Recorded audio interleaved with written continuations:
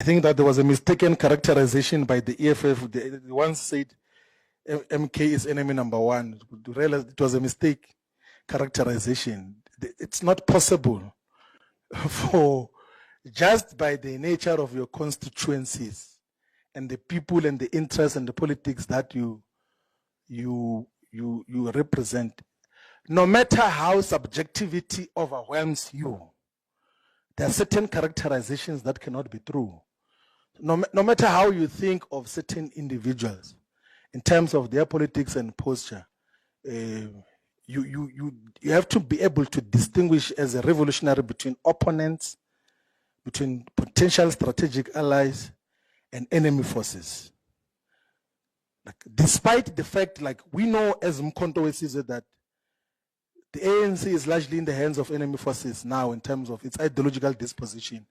That is why they've got no problem associating with the enemy forces and forming a government with them, and giving them strategic departments of basic education, of land. But we despite the fact that we know that they are in bed with enemy forces, we didn't characterize the African National Congress as an enemy force. We said it's a contested opponent. And I would think that this is the characterization that should occur in all political parties and must happen at a much more matured political and ideological way, which is not guided by subjectivity and overwhelmed by personal dispositions and wrong view. Because if you allow that to overwhelm you, you will mischaracterize the juncture which we are in, and then you will therefore mischaracterize just what is to be done by common action of all the progressive forces. Now, the United States of America has increased tariffs, not only for South Africa, but for almost all countries in the world.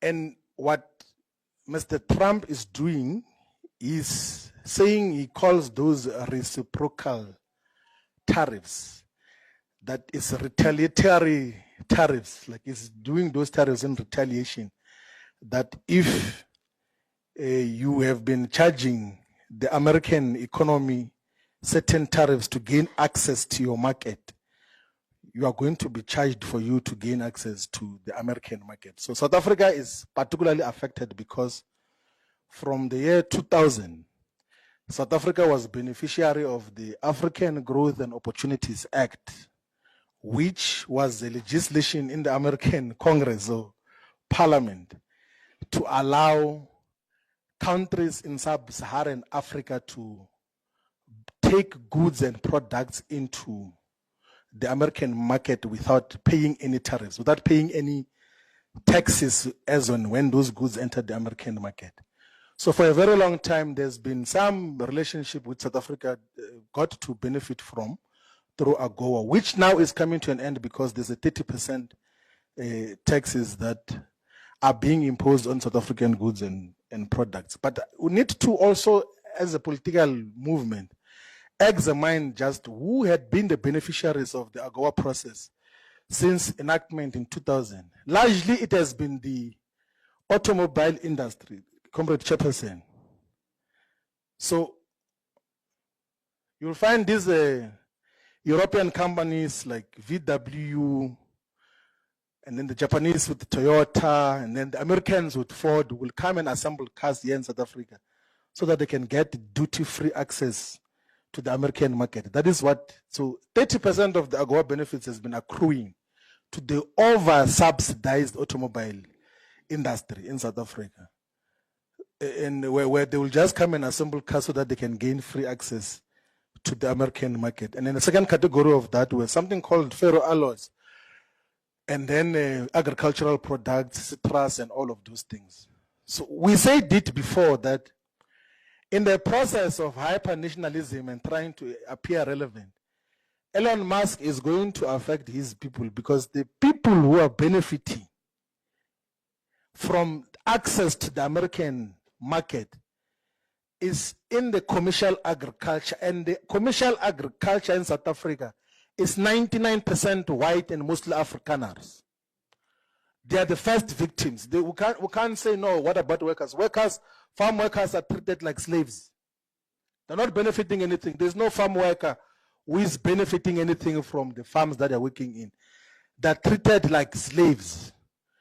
So the biggest victim of the hyper-nationalism and racism of Elon Musk and his friend Donald Trump will be the Afrikaner people whom he says are under siege. Now they're going to be in bigger trouble with this increase of the tariffs that is imposed on South Africa. But I think the most important observation that we have to make is that for a very long time now, America, through what is called the Washington Consensus, has been the #1 preacher, archbishop of neoliberalism, which says that please don't put tariffs on goods and products that must come into your countries.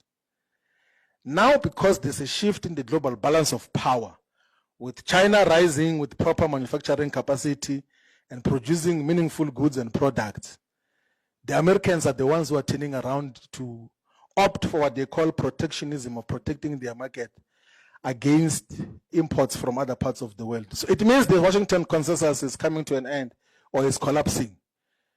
American imperialism and neoliberalism is beginning to come to an end. There is, however, foolishness in the manner in which it's being handled, because it's just blanket increase of tariffs even on things which America cannot domestically produce. I mean, how do you increase tariffs on fruits and nuts which you cannot grow in your own country? What that will have is just inflationary consequences on the American population, where those will just become more expensive and you cannot alternatively produce them. But as an instrument of industrialization, that is what it's trying to do, with the hope that Americans are going to domestically produce their own goods and services. And by the way, in the last issue to then reflect on this, is that part of the things that America is importing from China, Vietnam, and all these other countries are done by American companies in those countries. Apple, for instance, manufactures these laptops of Apple and cell phones in China. They say it's made, even at the back of the iPhone, it's written made in California but produced in China, manufactured in China. So he must go and fight with those people of Apple. He must fight with his friend Elon Musk, because even Tesla cars, the batteries are made in China. These electric vehicles, batteries are made in China. So there is some levels of folly and foolishness in terms of how the tariffs are imposed in what happens. But what we should, all of us as the progressive global left and global south, appreciate is that the forced neoliberal agenda and forced trade liberalization, which was imposed on behalf of America by the International Monetary Fund and the World Bank, is going to come to an end. Countries are going to be able to develop their own industrial policies and set their own tariffs without being bullied by an American unipolar hegemony which existed for a long time. But in history, America has always tried to use tariffs for its own subjective purposes. But now we're in a different environment. There won't be any wisdom in trying to isolate South Africa from international trade. The call and the demand of Umkhonto weSizwe is that let's intensify our relations with the BRICS countries. If anything, the relations with the West must not mean anything, because they've got neo-colonial and imperialist aspirations, which we must